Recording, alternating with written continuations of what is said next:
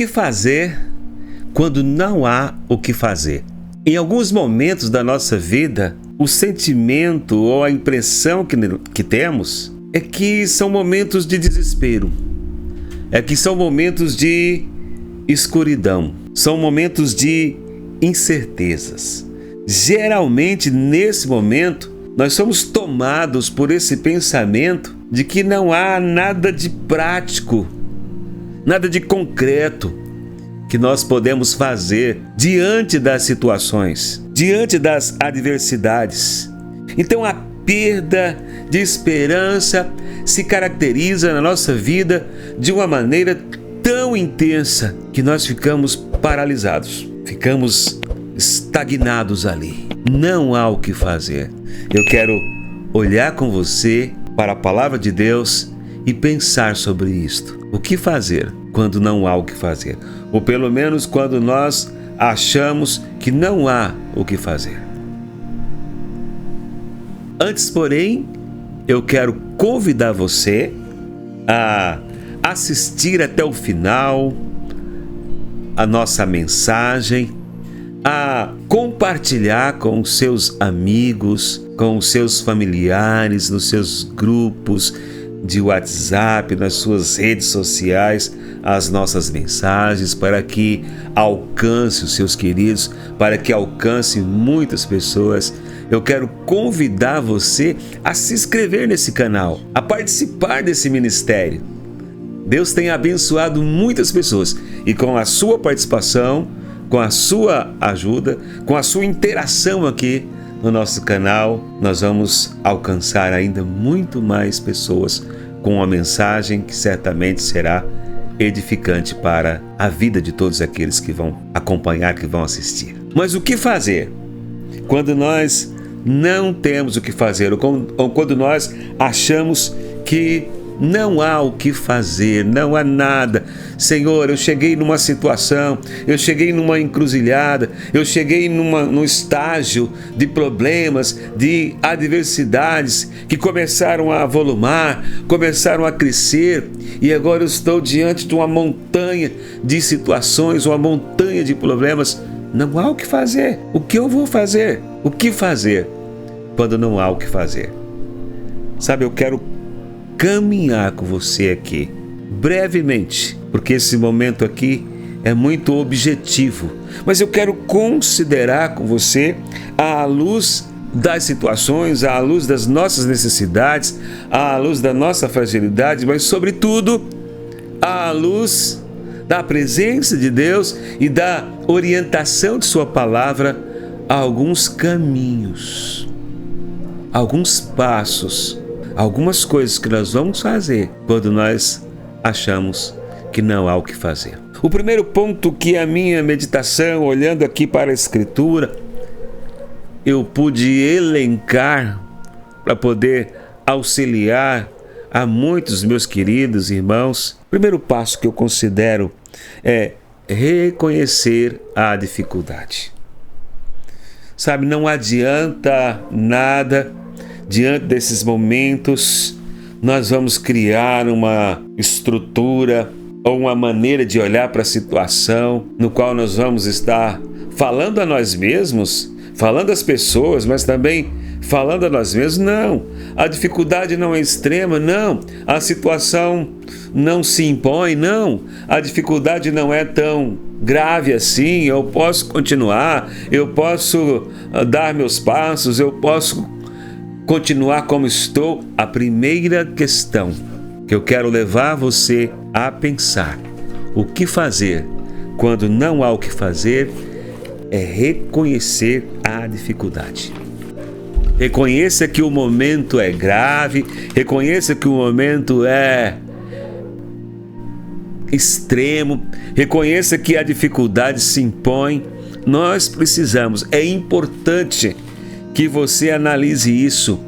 É importante que você se intere da situação. Pare, olhe para a situação, olhe para os desdobramentos que as situações levaram, elas chegaram até esse momento.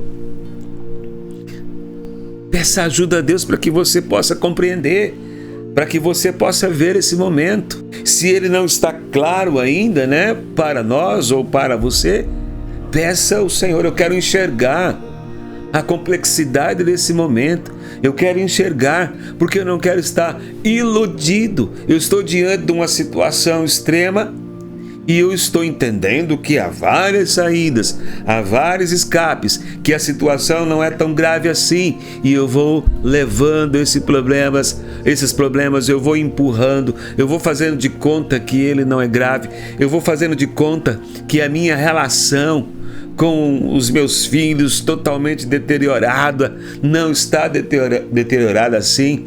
Eu vou fazendo de conta ou fechando os meus olhos para o relacionamento com o esposo ou com o marido, que está gravíssimo, mas eu vou caminhando e vou tocando a vida como se não tivesse. A primeira situação que se impõe é que você pare e analise a situação e admita que você está diante de uma situação extremamente complicada e você precisa parar e enxergar esta realidade o quanto antes. Segundo lugar, o que fazer quando não há o que fazer? O segundo ponto que eu quero trazer para você, o segundo ponto que eu quero aqui abrir o meu coração, e busquei muita orientação de Deus para trazer para você. O primeiro ponto é esse: busque a orientação de Deus. Não basta você parar e observar e constatar: olha, de fato eu parei, de fato eu analisei, de fato eu percebi que a situação é um bom começo, mas eu preciso agora, diante da tomada, se não total, mas com uma boa visão daquilo que de fato está acontecendo, agora eu preciso buscar a orientação de Deus para enfrentamento desta realidade que se impôs na minha vida, por várias direções ou por várias situações. Você terá tempo para analisar tudo isso. Várias situações trouxeram até este momento. Não é o momento de culpabilizar aquela ação de alguém ou de você mesmo. É o momento de você parar e dizer: Senhor, eu preciso do auxílio do Senhor. Eu preciso da sua orientação. Eu preciso de direção. Eu preciso que o Senhor aponte caminhos. Eu preciso que o Senhor levante soluções. Eu preciso que o Senhor levante possibilidades para que eu possa enfrentar corajosamente esta realidade e buscar uma situação diferente, e buscar um renovo, e buscar vislumbrar situações novas no Senhor.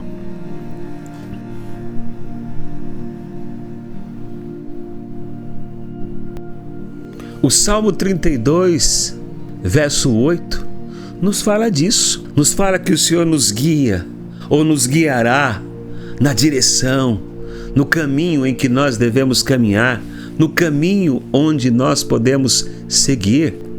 O Salmo 32, verso 8, nos diz assim, e faço questão de ler brevemente esse texto para você. Salmo 32, verso 8, diz assim a palavra do Senhor: instruir-te-ei e te ensinarei o caminho que deves seguir, e sobre as minhas vistas te darei conselho.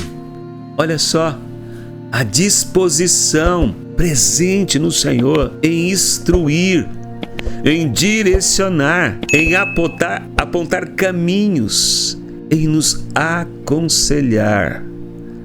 Sabe, os conselhos de Deus é que fundamentam os nossos passos. E não aqui quero desprezar os conselhos vindos de pessoas sábias, de pessoas capazes, mas os conselhos de Deus, eles direcionam a nossa vida. E esses conselhos de Deus, eles se encontram também na vida de muitos conselheiros que nos trazem orientação. Mas o que eu quero que você entenda é que há o que fazer, quando aparentemente não há o que fazer. É hora de você, sim, perceber a realidade dos problemas e das adversidades que estamos enfrentando? Olhe para isso. Isso é constrangedor. Isso é doloroso. É doloroso esse confronto com a realidade. E por isso muitos vão postergar esse momento. Mas olhe para isso. Mas não pare aí. Busque o conselho de Deus, conforme diz o salmista. Terceiro lugar, aprenda com as experiências de outros. Nós precisamos olhar as experiências de outras pessoas, sabe, trazer para nós, agregar essas experiências. Como foi que alguns queridos, algumas pessoas que conhecemos ou não, como elas enfrentaram problemas semelhantes aos nossos. Eu sei, cada um tem uma história, cada um tem um contexto de vida, cada um tem uma experiência, mas nós podemos aprender e muito com as experiências de outros, tanto as experiências positivas como as experiências negativas. Com as experiências positivas, nós aprendemos como fazer, como realizar. E com as experiências negativas, nós aprendemos a como não fazer. Muitas vezes nós estamos insistindo num caminho que sabidamente não tem dado certo, sabidamente porque você tem experimentado sucessivas derrotas, tristezas, abatimentos na sua vida. E insistimos nesse caminho. Quando nós olhamos, se a nossa experiência de dor não nos basta, nós precisamos olhar nas experiências de outros e perceber que a mesma dor, ou semelhante dor, ou parecida com a dor que você está enfrentando, outros já experienciaram nas suas vidas. Então nós precisamos aprender com as experiências de outros. Existe uma sabedoria coletiva. É claro que ela não é a palavra, ela não é revelacional. Em última instância, nós vamos olhar para a palavra de Deus, mas podemos sim aprender com as experiências de outros.